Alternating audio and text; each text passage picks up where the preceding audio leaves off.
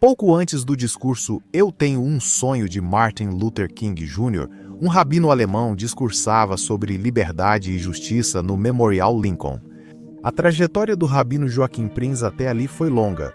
Uma voz ardente de resistência contra os nazistas na Alemanha e depois um líder franco da comunidade judaica americana do pós-guerra, a vida do rabino Joachim Prinz foi definida por sua disposição de se levantar e ser ouvido. O que motivou um rabino alemão a liderar a luta pelos direitos civis nos Estados Unidos da América? A vida europeia sempre foi difícil para os judeus. Quando obtiveram plenos direitos, os judeus na Alemanha respiraram aliviados. A emancipação trouxe nova vida aos judeus da Alemanha. Ansiosos para se livrar das correntes do antissemitismo, muitos judeus alemães abandonaram o judaísmo tradicional. Eles se integraram à sociedade secular para buscar aceitação dos vizinhos alemães. Para o jovem Joachim Prinz, nascido na nova comunidade judaica da Alemanha, o judaísmo era tão distante quanto o Polo Norte. Como muitos judeus da época, seu pai renunciou ao passado judaico. A mãe dele era seu único elo com o judaísmo, e ao morrer quase levou junto sua identidade judaica até ele descobrir o sionismo. O Estado judeu de Theodor Herzl não estava nas livrarias judaicas locais. Desesperados para serem considerados alemães de verdade, os judeus alemães evitavam pessoas e ideias que promoviam uma identidade judaica orgulhosa, como se fosse uma praga. Joachim Prinz encomendou o livro em segredo e desde então sua vida mudou para sempre. A visão de Herzl sobre a independência judaica acendeu uma chama na alma de Joachim Prinz. Os judeus eram uma nação que merecia segurança e autodeterminação, e isso só poderia ser alcançado com o Estado judeu. Para os sionistas, o judaísmo era motivo de orgulho, não de vergonha. O sionismo inspirou Joachim Prinz a se reconectar com seu judaísmo. Apesar da oposição do pai ao judaísmo, Joachim Prinz tornou-se rabino.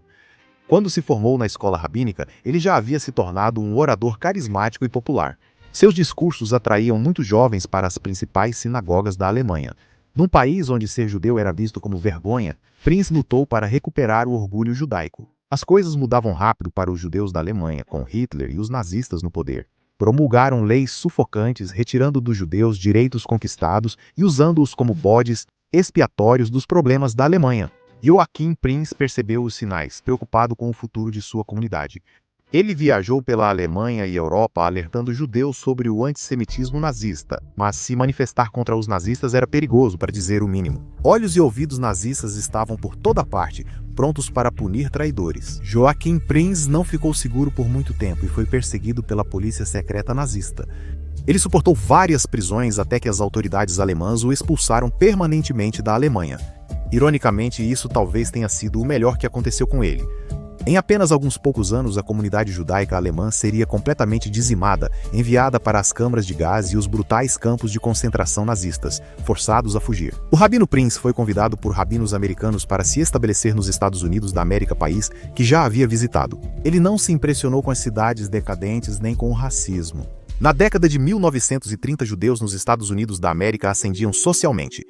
E o que mais perturbava o rabino Prinz era que, apesar do preconceito que os judeus enfrentavam nos Estados Unidos, alguns deles tinham adotado atitudes racistas contra negros americanos comuns entre seus vizinhos brancos. O rabino Prinz tinha grande afinidade com a comunidade afro-americana, sobretudo no sul.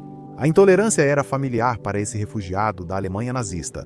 Eram forçados a sentar no fundo do ônibus. Não eram atendidos em hotéis e restaurantes, crianças negras iam a escolas segregadas e havia mais injustiças. O garoto judeu nerd da Alemanha, que virou defensor de seu povo, tornou-se um dos maiores aliados na luta por igualdade racial nos Estados Unidos da América. Ele buscou líderes religiosos e civis negros, superando divisões raciais.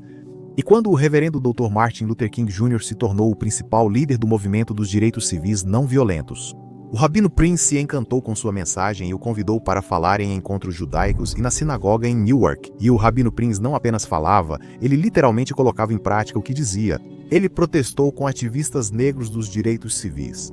Ele até mesmo fez piquete em uma loja de departamentos Woolworth para lutar contra as políticas segregacionistas deles no sul. Décadas após a chegada do rabino Prinz aos Estados Unidos da América, a luta da comunidade afro-americana por igualdade e direitos civis atingia seu auge. Líderes negros dos direitos civis acharam um aliado em Kennedy.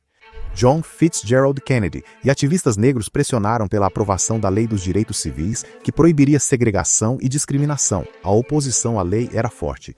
Líderes dos direitos civis sabiam que precisavam de um grande gesto para conquistar o povo americano. Eles precisavam criar um grande movimento para provar que os negros americanos mereciam justiça. Os organizadores negros buscavam que outros líderes comunitários se unissem, mostrando a unidade do movimento ao mundo. Esse foi o evento do século. O destino desse movimento, o National Mall, em Washington, Distrito de Colômbia. Em um dia escaldante de 1963, o Rabino Prince ficou ao lado dos outros organizadores e líderes diante de centenas de milhares de pessoas nos degraus do Memorial Lincoln. Pouco antes do discurso Eu Tenho um Sonho do Dr. King, o Rabino Prince transmitiu uma mensagem profunda. A coisa mais importante que aprendi na minha vida é que o problema mais urgente, mais vergonhoso, mais humilhante e mais trágico é o silêncio. A marcha sobre Washington foi ouvida claramente por milhões em todo o mundo. A justiça finalmente começou a prevalecer. Um ano depois, a Lei dos Direitos Civis foi aprovada. Apesar da grande conquista da marcha sobre Washington, a vida de muitos afro-americanos não melhorou de imediato.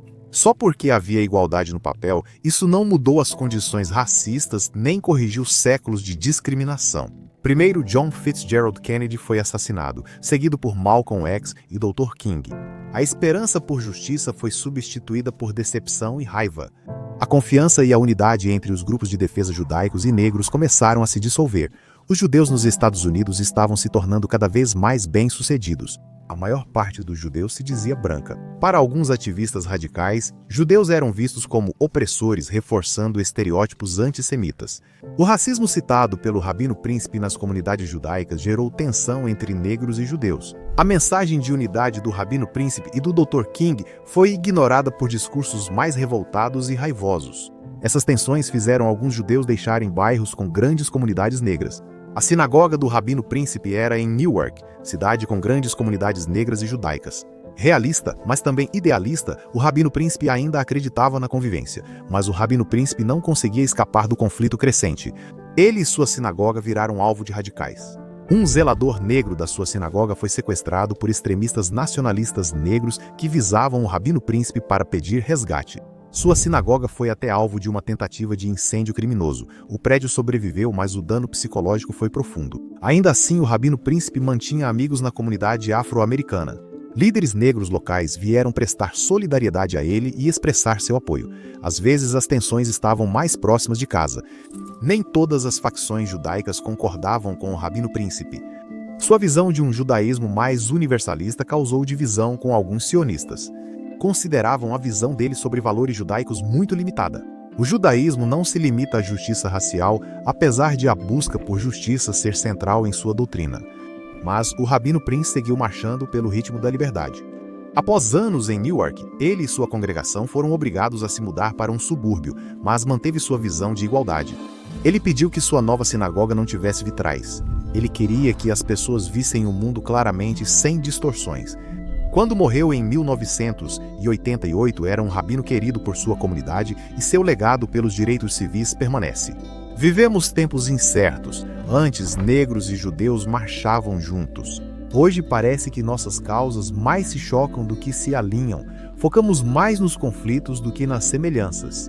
Em nossa sociedade fragmentada, os judeus ainda podem responder ao chamado do Rabino Prince. Somos todos vizinhos. O maior problema não é o ódio, mas a maioria que se cala diante dele.